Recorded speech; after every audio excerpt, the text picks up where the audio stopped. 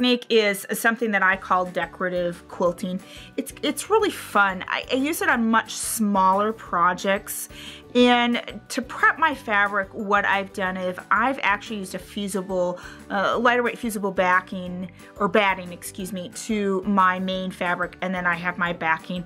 And I've marked all of my design lines, or all my stitching lines. And here I've placed them an inch apart. There are times where I place them much closer together.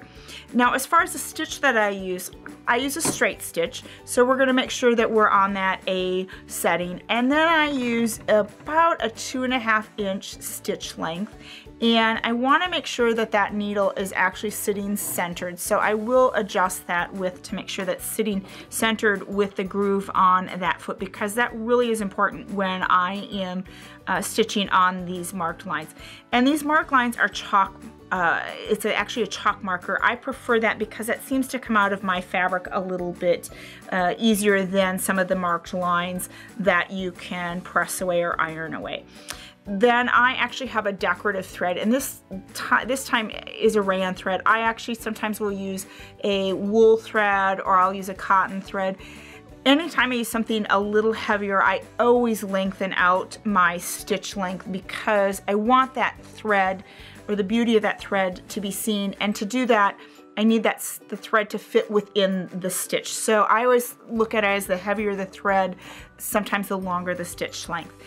So what I've done is I've placed the marked line right in between the groove on the presser foot. And that's what I'm gonna watch when I stitch. I don't watch my needle. I'm really watching the alignment of my marking on my fabric to my presser foot.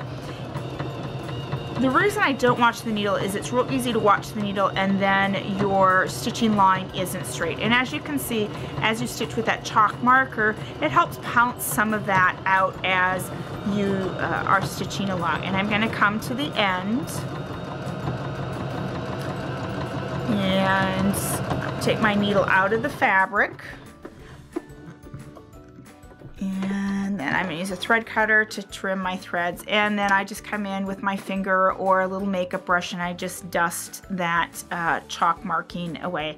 And then I'm ready to do my second row, again aligning that marked line with that opening on that presser foot, and stitch to the end. Always keeping an eye on where that marked line sits.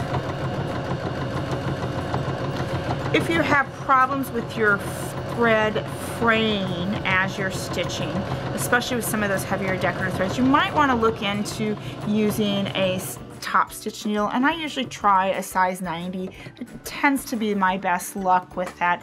And then if you're using some of the lighter weight threads, maybe a silk or a rayon, again, you might want to go to that embroidery thread so that that needle has that thread has room to vibrate or move up and down in that needle.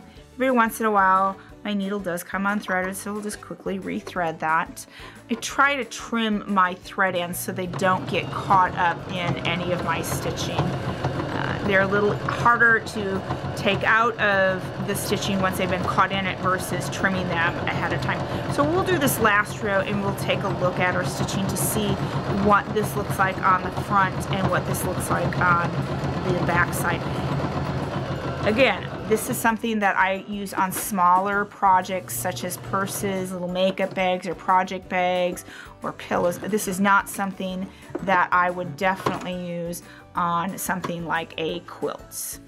So here's my front side, and it's kind of hard to see with that chalk marking, but you can see how pretty that stitch is, especially using that decorative thread. And then if we take a look at the back side, we can see how pretty that also looks there too. It's just a great way to quilt your projects.